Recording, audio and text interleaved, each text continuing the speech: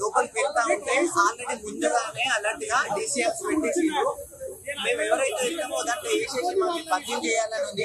ఈ బదిలీ ప్రభుత్వమా లేకపోతే ప్రజా ప్రభుత్వమా అర్థమైతే లేదు. మన నిజాం పరిపాలన కన్నా ఎక్కువనే ఉంది కానీ దానికి మించి ఉంది కానీ తక్కువ అయితే లేదు.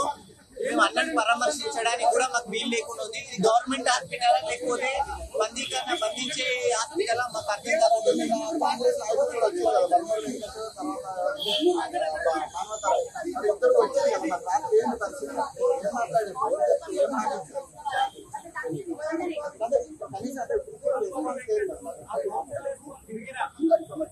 రాత్రి పల్మూరు వెంకట్ తదితర కాంగ్రెస్ నాయకులు వచ్చిండ్రు.